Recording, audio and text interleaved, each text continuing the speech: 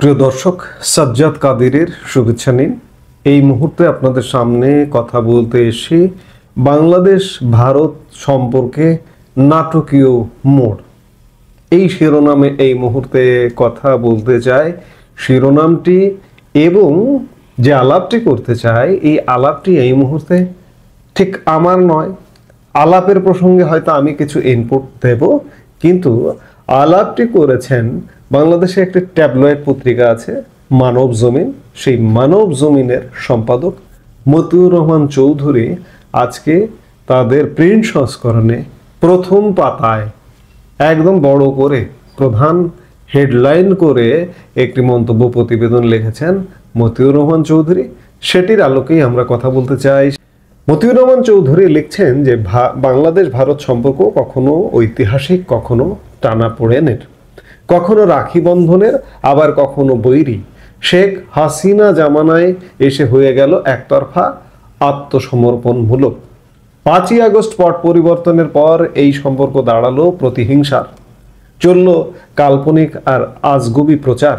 সম্পর্ক পরিণত হলো শত্রুতায়, শত্রু হয়ে গেল মিডিয়া যুদ্ধ। সামাজিক যোগাযোগ মাধ্যম মারমুখ ও আক্রমণাত্মক রূপে আবির্ভূত হলো। ঢাকায় সরকার পরিবর্তন হচ্ছে, এটা ছিল রোজকার ঘটনা। সরকার তখন চুপ, কিন্তু বিরামহীন প্রচারণা চলল। শেখ হাসিনাও নিরাপদ দূরত্বে থেকে ঘি ঢাললেন। ভারত সরকার ব্যবসা বাণিজ্য বন্ধ করে দিল, বন্ধ হলো ভিসা, এমনকি মানবিক ভিসাও। সীমিত হয়ে গেল যোগাযোগ। ভারতের ভোজ্য তেলের রমরমা ব্যবসা ছিল ঢাকায়, সেটা গেল আমেরিকায়। পাকিস্তান পেল কাপড় চোপড়ের ব্যবসা, চীন তো হাসপাতাল খুলে বসলো, এমনকি হালাল রেস্টুরেন্টও। পর্যটক আর চিকিৎসার জন্য রোগীরা ছুটছেন কুনমিংয়ে। এদিকে ভারতীয় নেতৃবৃন্দের বক্তৃতা বিবৃতির ভাষাও বদলে গেল, মানুষ হত্যাও বেড়ে গেল সীমান্তে। দুদেশের মধ্যে স্বাভাবিক কূটনৈতিক সম্পর্ক স্থবির হয়ে গেল। অঘোষিত রণাঙ্গনে পরিণত হলো দুদেশের সীমান্ত। এর আগে 5ই আগস্ট সীমান্ত খুলে দিল ভারত। দল বেঁধে আওয়ামী লীগের নেতাকর্মীরা দেশ ছাড়লেন। অসমর্থিত খবর, প্রায় 50,000 নেতাকর্মী আশ্রয় নিলেন ভারতে। এভাবেই চলল প্রায় 10 মাস। জুন থেকে নাটকীয় পরিবর্তনের দিকে পরিস্থিতি গড়াতে শুরু করলো। ইউরোপীয় একটি দেশের দুতিয়ালিতে ভিন্ন এক পরিস্থিতি। দরজা খুলল আলোচনার, সীমিত পর্যায়ের যোগাযোগ, তবে সংশয় আর সন্দেহ মাঝখানে দেয়াল হয়ে রইল। কোথায় যেন গোলমাল। তৃতীয় দেশটি আলোচনার তাগিদ দিল। যুক্তরাষ্ট্রের ভূমিকাও এখানে অনেকখানি। তারা জানিয়ে দিল বাংলাদেশ ভারত সম্পর্কে টানাপোড়েন কাম্য নয়। ভূ রাজনৈতিক কারণে দু দেশের সম্পর্ক স্বাভাবিক করার বিকল্প নেই। নবনিযুক্ত মার্কিন রাষ্ট্রদূত ব্রেন্ট ক্রিস্টেনসেন এমন বার্তা নিয়ে খুব শিগগিরই ঢাকায় আসছেন। এটি খানিকটা ভুল বলা যায়। নবনিযুক্ত মার্কিন রাষ্ট্রদূত হচ্ছেন সার্জিও গোর। তিনি বর্তমানে ভারতেই আছেন, অবস্থান করছেন, ভারতে এসছেন, গত মাসেই ভারতে এসছেন। এই পটভূমিতেই ভারতের নিরাপত্তা উপদেষ্টা অজিত দোভাল ও বাংলাদেশের নিরাপত্তা উপদেষ্টা ডক্টর খলিলুর রহমানের মধ্যে যোগাযোগ স্থাপিত হয়। প্রাথমিক আলোচনার পর দিল্লিতে ডক্টর খলিলকে আমন্ত্রণ জানান অজিত দোভাল। বৈঠকটি হয় অত্যন্ত আন্তরিক পরিবেশে। দুপক্ষের মধ্যে বিদ্যমান দূরত্ব কমানোর তাগিদ আসে অনেকটা অপ্রত্যাশিতভাবে। সম্পর্ক স্বাভাবিক করার দিকে মনোযোগ দেন তারা। এর আগের খবর, ভারতীয় প্রধানমন্ত্রী নরেন্দ্র মোদী অনেকটা নাটকীয়ভাবে বাংলাদেশ সম্পর্কে তার নীতি পরিবর্তনের পক্ষে মত দেন। জাতীয় নেত্রী বেগম খালেদা জিয়ার অসুস্থতায় নরেন্দ্র মোদীর টুইট এরই স্পষ্ট ইঙ্গিত দেয়। এজেন্সি নির্ভর কৌশল বাদ দিয়ে মোদী রাজনৈতিকভাবে সম্পর্ক উন্নয়নের সিদ্ধান্ত নেন নীতি নির্ধারকদের বৈঠকে।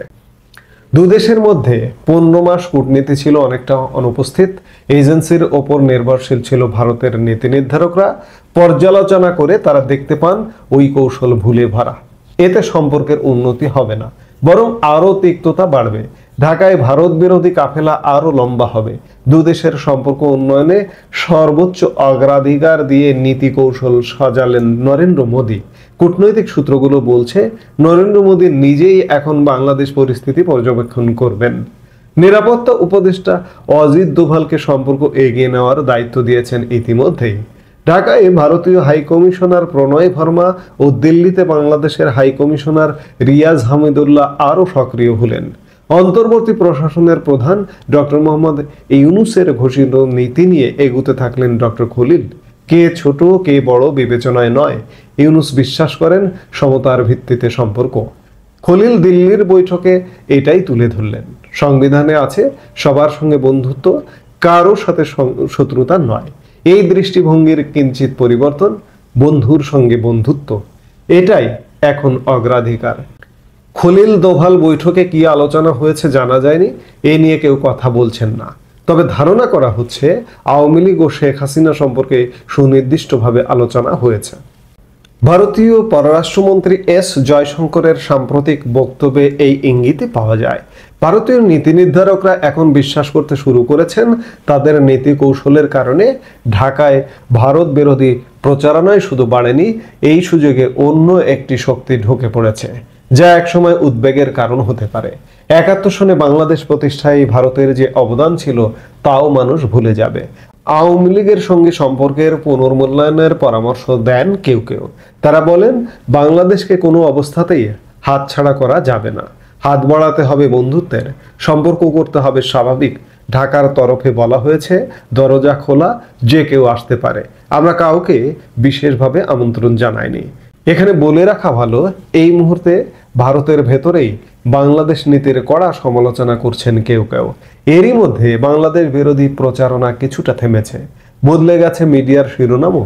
বিশ্লেষকরা বলছেন ভুল নীতির কারণে একইভাবে দক্ষিণ এশিয়ার অন্য দেশগুলো ভারত থেকে নিরাপদ দূরত্বে চলে যাচ্ছে, যার সুযোগ নিচ্ছে দূরের এবং কাছের শক্তি। এই ছিল মতিউর রহমান চৌধুরীর মন্তব্য প্রতিবেদন। কিন্তু এই মন্তব্য প্রতিবেদনটা খানিকটা একপেশে মন্তব্য প্রতিবেদন। ভারতের নীতির আসলে এখনো পর্যন্ত কোনো পরিবর্তন হয়নি, এটাই হচ্ছে মোদ্দা কথা।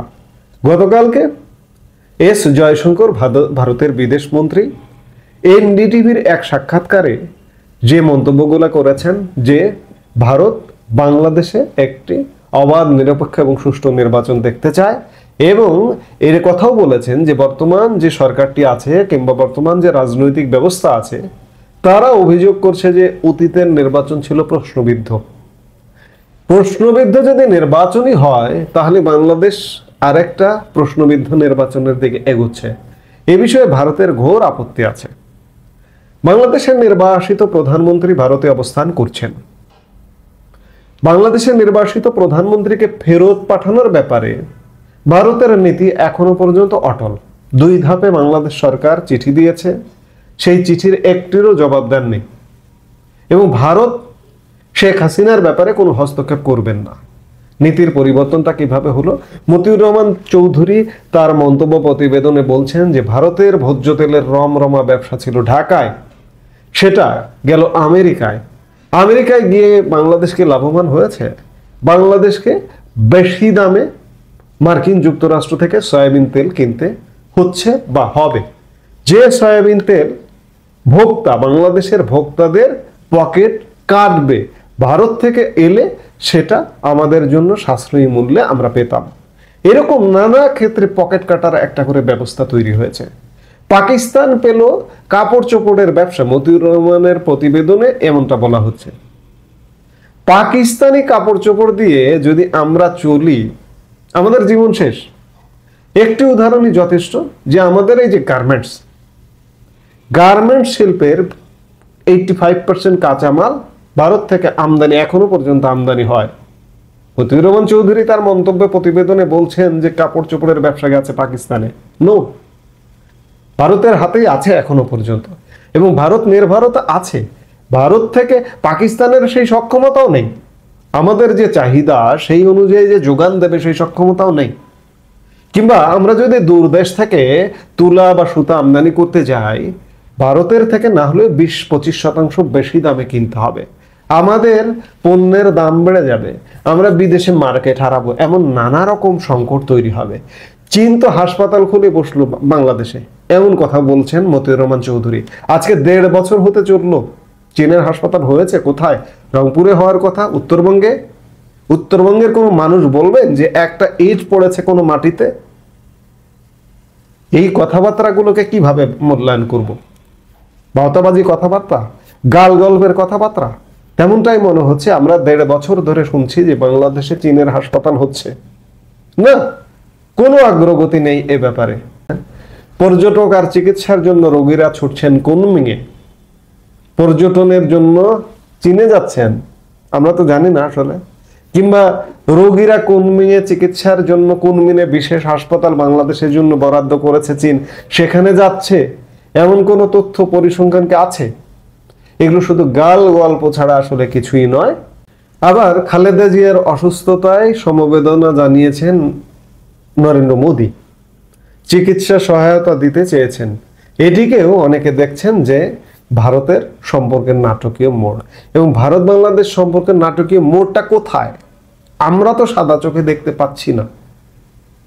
যারা ভারত বিরোধী, যারা আওয়ামী লীগ বিরোধী, যারা স্বাধীনতা বিরোধী, যারা মুক্তিযুদ্ধ বিরোধী, তারা হয়তো দেখতে পারতে পারেন। তারা ভারতকে অসহায় বলতে পারেন যে ভারত অসহায়, ভারত ঠেকাই পড়ে বাংলাদেশের সাথে সম্পর্ক রাখবে। আরে বাবা, বাংলাদেশ কি হয়ে গেছে? বাংলাদেশকে যদি ব্লক করে দেয় ভারত, তাতে ভারতের কিচ্ছু যায় আসে না। এগুলো আসলে অপব্যাখ্যা ছাড়া কিছু নয়। আমি এটিকে এইভাবেই দেখছি যে ভারত বাংলাদেশ নাটকীয় মোড় সম্পর্কে কোনোভাবেই হয়নি।